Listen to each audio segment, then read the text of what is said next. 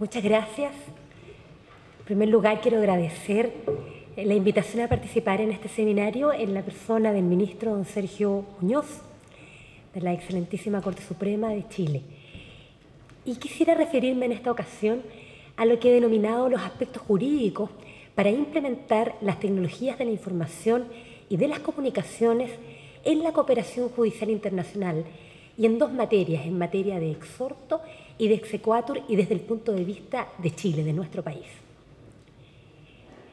Todos, de alguna manera, cuando en nuestra calidad de abogados, estamos preocupados de que las instituciones sociales se rijan por la virtud fundamental de la justicia. Pero esta justicia tiene que ser una justicia oportuna, una justicia sin fronteras y una justicia que esté basada en un debido proceso legal, dentro del cual debe haber un principio de legalidad en la actuación de los órganos jurisdiccionales. Hoy estamos en un mundo absolutamente globalizado. Incluso Chile, que es un país geográfica y físicamente aislado respecto del resto del mundo, hoy podemos decir que está integrado al planeta de varias formas. Una, porque cada vez es más usual que nuestros habitantes viajen al exterior. Incluso ha salido en las noticias, en los medios de comunicación social, que han habido incluso atochamientos en el Aeropuerto Internacional de Santiago por la gran cantidad de personas, de habitantes de nuestro país, que hoy viajan al exterior a realizar diversos tipos de actividades, turismo, actividades de familia, actividades académicas, etcétera, y profesionales, que se han producido incluso atochamientos en algunos periodos del año por esta situación. Pero también se produce una globalización porque Chile se comunica con el resto del mundo, nuestros particulares, y también el Estado, cuando actúa como particular, con el resto del mundo por la vía de la red Internet, por los medios tecnológicos. Chile tiene alrededor de un 41% de penetración de Internet en cada uno de los hogares, es decir, de 100 hogares en Chile, 41 tiene acceso a Internet, y se ha ido aumentando de una manera absolutamente considerable la cantidad de acceso que se tiene por la vía del Internet móvil, por la vía de los celulares, de los móviles. Hay cerca de 28 millones de celulares o móviles activos en Chile, es decir, más allá que la cantidad cercana a 17 millones de habitantes que tenemos en Chile. Por lo tanto, sea físicamente o sea por la vía virtual, nuestros ciudadanos se están comunicando con personas de otros países del mundo y con una conciencia que podemos denominar global. También tenemos un avance exorbitante en lo que se denominan las TICs, las tecnologías de la información y de las comunicaciones, que incluso en nuestro país ha desarrollado y ha permitido también un aumento en el almacenamiento de información, en el aumento de las comunicaciones por la vía ya mucho más rápida, incluso comunicaciones que también son instantáneas, muchas de ellas, y la posibilidad de conservar la información de una manera mucho más eficiente. La gran pregunta entonces es, frente a un imperativo que se plantea como un diagnóstico en orden a que es evidente que si Chile, un país que está globalizado y en el cual hay desarrollo de las tecnologías de la información, aparece como un imperativo ético y jurídico de implementar estas tecnologías con la vía de lograr una cooperación judicial efectiva, expedita, para lograr una justicia sin fronteras, sobre todo considerando que nuestros ciudadanos se están vinculando con personas de otros países del mundo y nuestro país también está recibiendo una gran cantidad de inmigrantes a su vez. ¿Cuál es la respuesta frente a esta problemática? ¿Qué elementos jurídicos podemos considerar desde el punto de vista normativo? Y para ello vamos a hacer una distinción entre lo que hoy Chile puede hacer con lo que en el futuro Chile podría hacer en esta materia. Hoy, afortunadamente, sin hacer ninguna reforma legal, nuestro país podría hoy implementar tecnologías de la información y las comunicaciones en materia de exhorto, en materia de exequatur, con las restricciones que vamos a plantear más adelante, y ello en virtud de dos razones. En primer lugar, porque Chile tiene una ley de firma electrónica, la ley 19.799, que es sobre documentos electrónicos, firma electrónica y servicios de certificación de esa firma, que fue publicada el 12 de abril del año 2002. Esta ley permite expresamente en su artículo 3 que los actos y contratos que ejecuten personas naturales y jurídicas mediante documento electrónico tendrán el mismo valor y producirán los mismos efectos que si lo hicieran en un documento escrito y en soporte de papel. Es decir, por regla general, nuestra ley, a partir del año 2002, permite que los sujetos, entre los cuales vamos a incluir a los tribunales de justicia, puedan realizar sus actuaciones, por regla general, lo pueden hacer válidamente a través de documento electrónico. Esta ley excluye del ámbito de aplicación de esta ley aquellos actos en que la ley requiere una solemnidad no susceptible de efectuarse por medios electrónicos, los actos en que la ley requiera la competencia personal de las personas que participan y los actos relativos al derecho de familia. A mi juicio, estas tres excepciones no son aplicables en el ámbito de los tribunales de justicia, en los cuales no estarían incluidos con restricciones para efectos de poder ocupar los documentos electrónicos. Y incluso es más, la propia ley de firma electrónica, a partir del artículo 6 en adelante, expresamente permite el uso de estas tecnologías del documento electrónico tratándose de los órganos del Estado. Pero lo que exige la ley expresamente es que los actos se realicen mediante lo que denomina la firma electrónica avanzada. Porque recordemos que nuestra ley de firma electrónica reconoce dos tipos de firma: la firma electrónica a secas y la firma electrónica avanzada.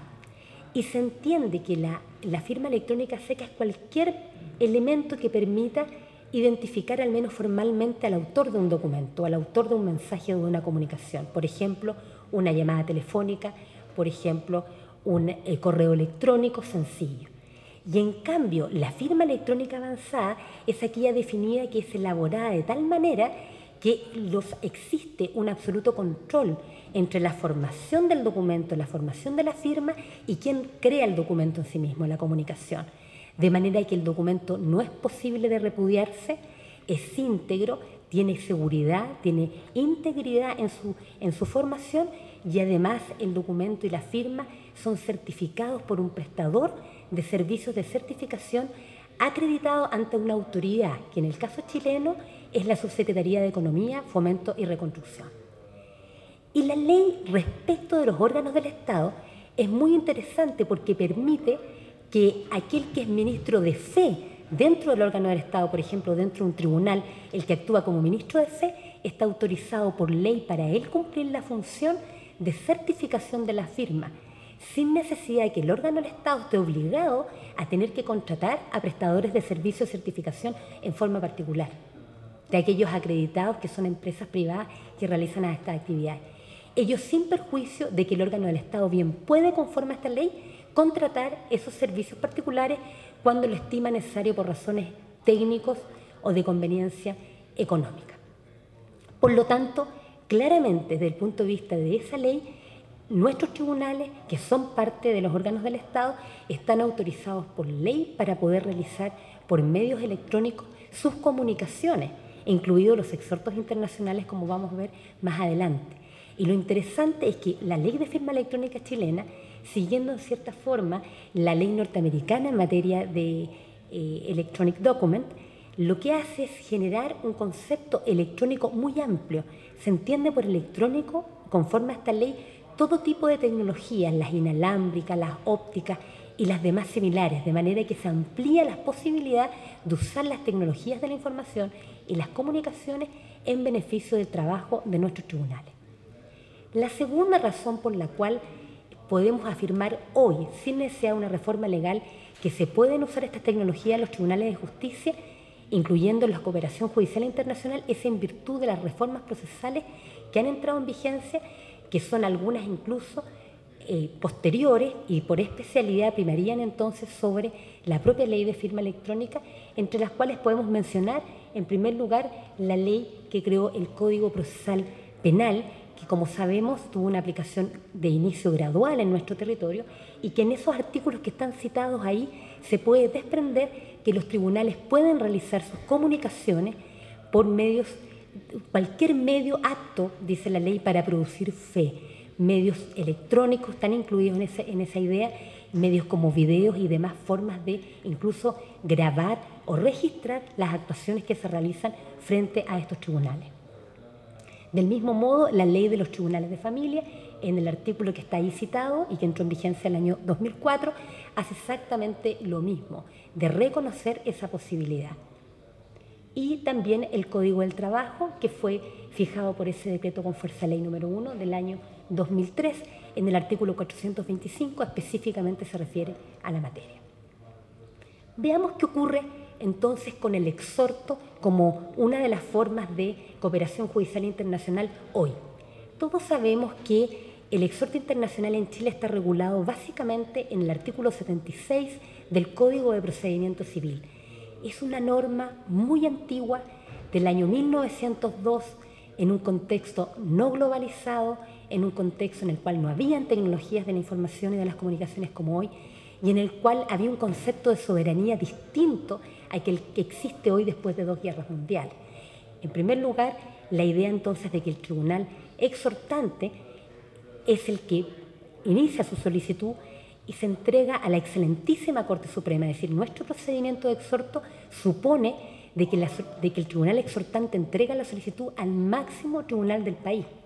y hace participar de un exhorto para un mero trámite a realizar en un país extranjero a nuestro máximo tribunal como una forma de protección y de barrera de ese legislador del año 1902 y que ha seguido vigente hasta el día de hoy. Luego, la excelentísima Corte Suprema usualmente pedirá previa vista al fiscal y luego entregará los antecedentes al Ministerio de Justicia para la legalización, en su caso, de las firmas, y con posterioridad se entrega, conforme a este artículo 76, al Ministerio de Relaciones Exteriores. Es decir, participan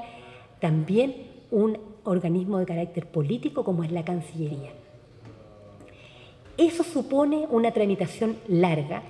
y eso supone una tramitación más larga cuando lo que yo simplemente he mencionado del artículo 76 es la fase nacional del exhorto internacional, porque luego habrá que tramitar ese diligenciamiento, esa diligencia de mero trámite en el tribunal en relación con el país extranjero, conforme a la regulación que tenga ese país extranjero, que a lo mejor hará partícipe también a su Cancillería y a otros tipos de tribunales, hasta llegar al tribunal finalmente exhortado, que es el que tiene que realizar la actuación o diligencia de mero trámite, una notificación válida de la demanda, una orden de citación a una audiencia o una recepción de prueba. También Chile se rige por diversos tratados multilaterales y bilaterales en la materia. Se aplican desde el punto de vista de los tratados multilaterales,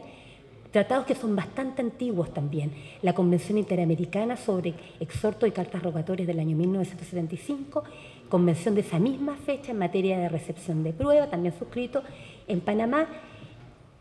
El Código de Bustamante, que es de 1928, que intentó un grado de integración en el continente americano, pero en La Habana, Cuba, en 1928, que fue ratificado por Chile con una reserva legal tremenda, al igual que otros países de América, y que por lo tanto, desgraciadamente, no tiene una gran aplicación en su calidad de tratado propiamente tal, y el convenio Mercosur, que sobre acuerdo de cooperación jurisdiccional, en virtud del cual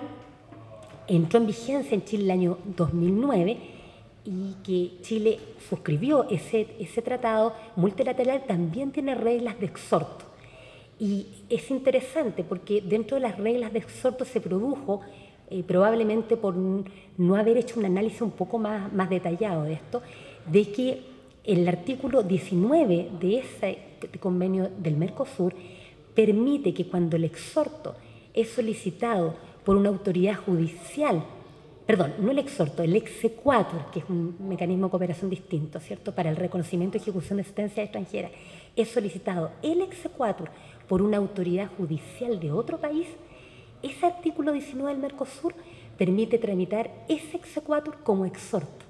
Se mezcla dos formas de cooperación que en Chile, eso lo hace el tratado, pero dos formas de cooperación judicial internacional que en Chile tienen regulación interna completamente diversa, como sabemos, y por lo tanto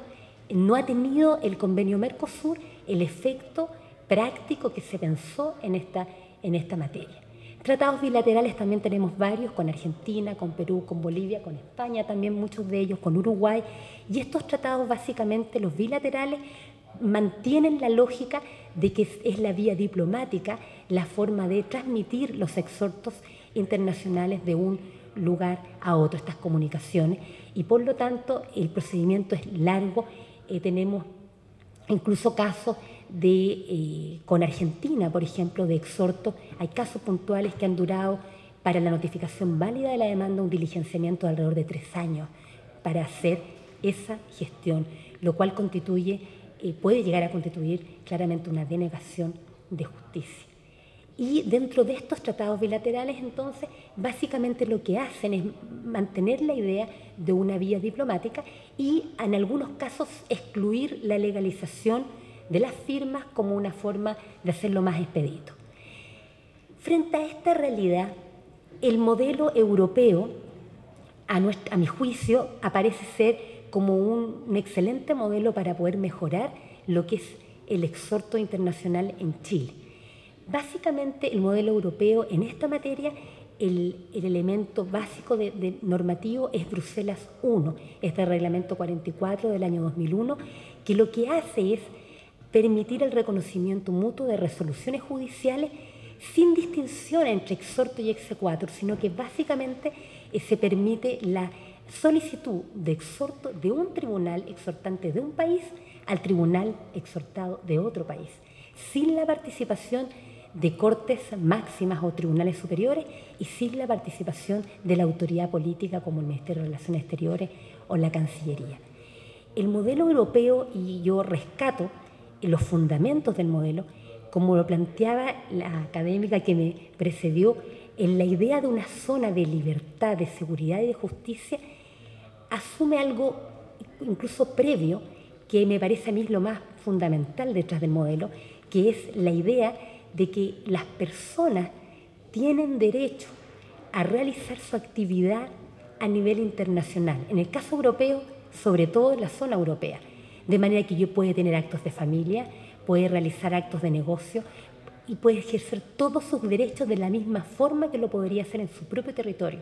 con la certeza o con algún grado de previsibilidad de que si tiene un conflicto jurídico entre particulares que tenga elementos internacionales, va a haber un tribunal competente para resolver y van a haber ciertas reglas previas para determinar el tribunal competente, como lo hace Bruselas I. Van a haber reglas para que los tribunales cooperen en materia de exhorto y también van a haber reglas para que las sentencias que se dicten se puedan cumplir en un territorio o en otro determinado. Hoy en Chile podemos decir que podemos implementar, ¿cierto?, las medidas de tecnologías de la información y las comunicaciones desde mi punto de vista en la fase nacional, es decir, el tribunal exhortado bien podría, aplicando el artículo 76 actualmente vigente, podría enviar los antecedentes mediante medios electrónicos hasta la excelentísima Corte Suprema y la confirma electrónica avanzada y la excelentísima Corte Suprema al Ministerio de Justicia en su caso y ese ministerio al Ministerio de Relaciones Exteriores. Se podría implementar. El proyecto de ley de reforma procesal civil,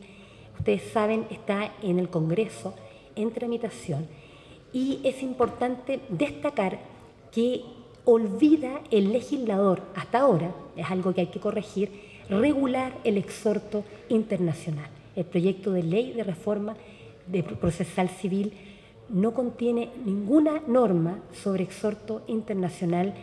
Se hace una referencia muy pequeñita en un artículo bien preciso, creo que es el 427, sobre testimonio a larga distancia y se habla de la posibilidad de exhorto por medios electrónicos para recibir el testimonio en otro país mediante video u otra forma para que reciba el testimonio de la declaración de testigos el tribunal en una determinada fecha y hora. Pero la reforma procesal civil, tal como está hoy en el Congreso, no contiene ninguna norma que regule el procedimiento de exhorto. Y eso hay que corregirlo porque la norma del Código de Procedimiento Civil es supletoria para todo el resto de nuestros códigos procesales. Por lo tanto, si no hay norma en materia laboral, no hay norma en materia de familia, no hay norma en materia tributaria o lo que sea, se aplica el artículo 76, el que debiera ser regulado de alguna forma el exhorto internacional en la reforma procesal civil. No podría no haber ley local, a mi juicio, sobre esa materia, porque si nosotros dijéramos no regulamos el exhorto internacional, tendríamos que aplicar los tratados internacionales. Y los tratados internacionales no tenemos con todos los países del mundo y son muy diversos unos de otros y muchos de ellos no regulan el procedimiento interno del exhorto, sino que simplemente la fase de transmisión hacia los otros países. Por lo tanto, eso es un tema fundamental que hay que tener en cuenta. Hoy entonces podemos implementar, al menos en lo que podemos denominar la fase nacional del exhorto,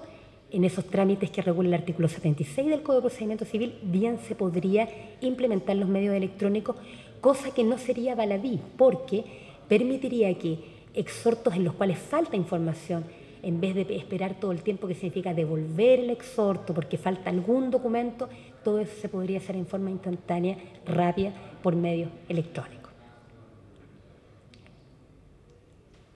Exequatur, o reconocimiento para la ejecución de sentencias extranjeras. Hoy el modelo, claramente, a mi juicio, es el modelo europeo que está contenido en Bruselas I, donde lo que se plantea es la libre circulación de las resoluciones judiciales. El modelo europeo no distingue entre lo que nosotros sí distinguimos, que son el exhorto y el exequatur. Uno para trámites donde no se permite la coacción en el caso del exhorto, y otro, el exequatur, para el reconocimiento y ejecución de sentencias extranjeras, para hacer efectivo el efecto cosa juzgada de las sentencias, sea como acción o como excepción de cosa juzgada. Tampoco distingue el modelo europeo los tipos de resoluciones judiciales. Eso es característico porque nosotros sí en nuestra tradición jurídica distinguimos como algo muy diverso y distinguimos que una resolución que es de mero trámite, como un auto, decreto prohibido, digamos una providencia, y la sometemos al trámite del exhorto. En cambio, las sentencias definitivas interlocutores que pueden producir cuando están firmes el efecto de cosa juzgada,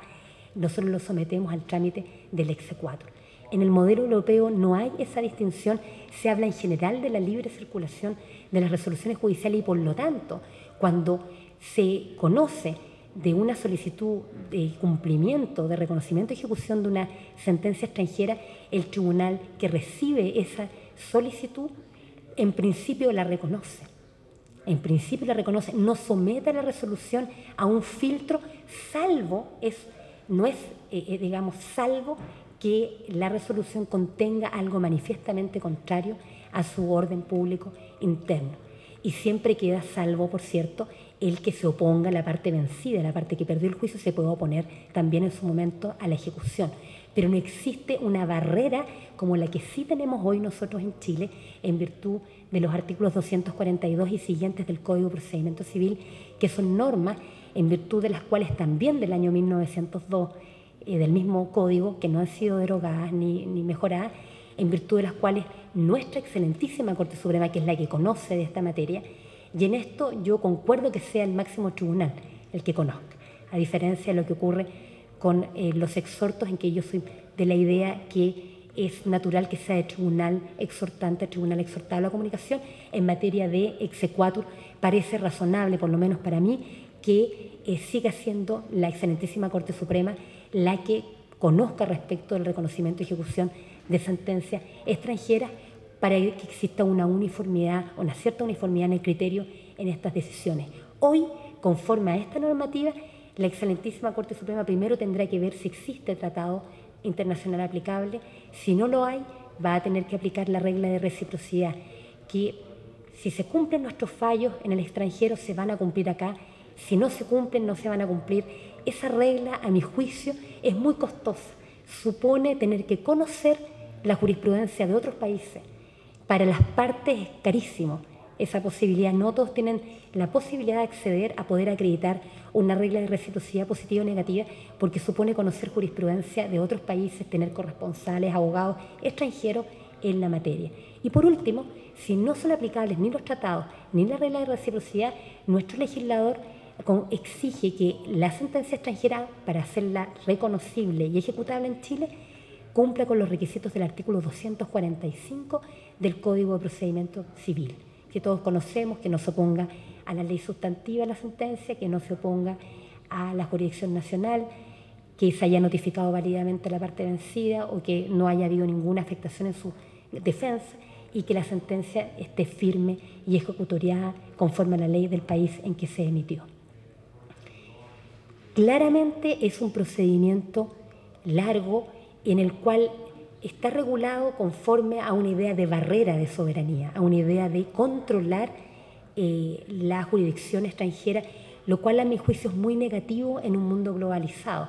porque podría significar realmente una impunidad en el cumplimiento de un juzgamiento que ya se hizo, incluso conforme a las normas del debido proceso, y sin embargo acá en Chile puede que esa sentencia no se vaya a poder cumplir.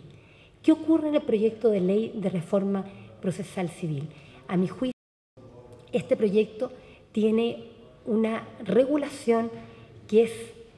regresiva, incluso es peor que la del legislador del año 1902.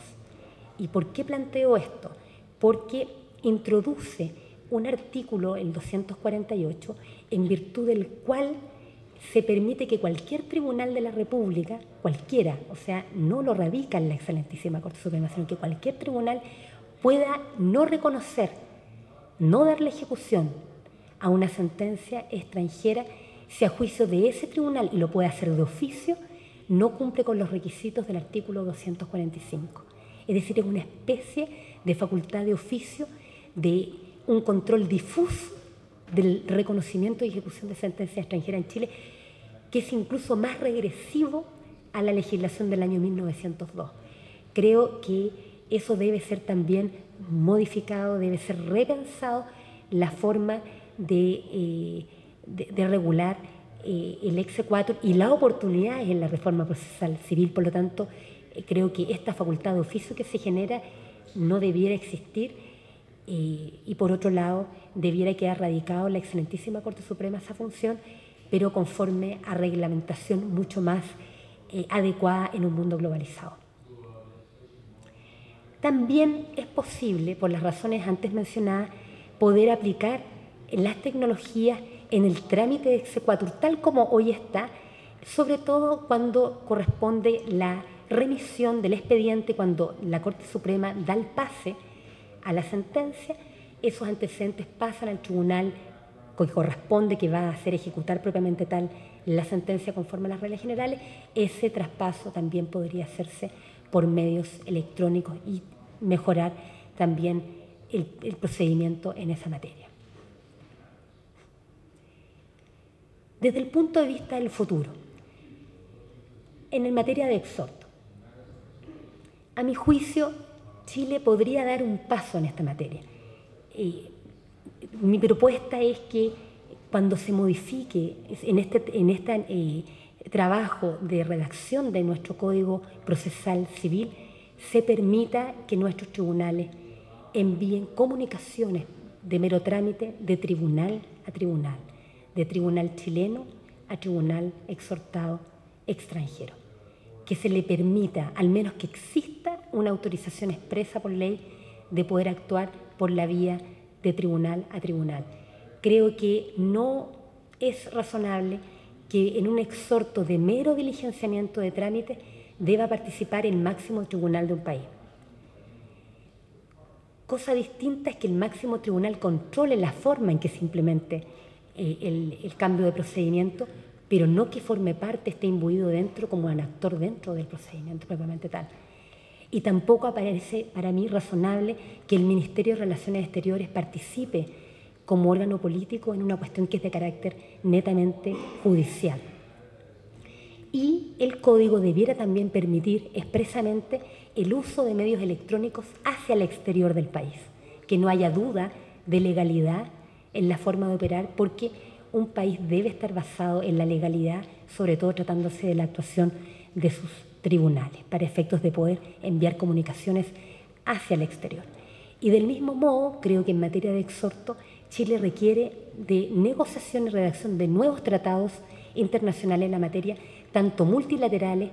partir, por ejemplo, mejorando lo que hay en el Mercosur, como a través de tratados bilaterales. Y desde ese punto de vista, mi impresión es que nuestro país podría comenzar naturalmente con Argentina, con el cual tenemos una larga frontera, una de las más largas fronteras del mundo nos unen, y por lo tanto podríamos comenzar quizás con un tratado bilateral en materia de exhorto internacional que sea con medios electrónicos, de tribunal a tribunal, compartiendo el mismo idioma, teniendo una tradición jurídica muy similar y considerando que ellos también tienen una ley de firma electrónica. Ellos hablan de la ley de firma digital. Y esos tratados, en su redacción, es importante que tengan muchas definiciones para tener claridad de lo que estamos regulando, definir los conceptos de exhorto, definir qué se entiende por medio electrónico, qué se entiende por firma electrónica, qué tipo de firma se va a usar, qué autoridades van a ser las encargadas de implementar esos tratados por país y establecer periodos de tiempo de marcha blanca, porque estos son proyectos que requieren, como son proyectos tecnológicos y jurídicos, requieren un tiempo de marcha blanca, de testing, de probar las fallas, los errores, capacitación, etc. Y por lo tanto, creo que esa es una forma de abordar lo que significan propiamente tal los exhortos internacionales. Y a futuro, en materia de exequatur, propongo que se regule de otra forma el exequatur en el Código Procesal Civil, que se regule de otra forma, es decir,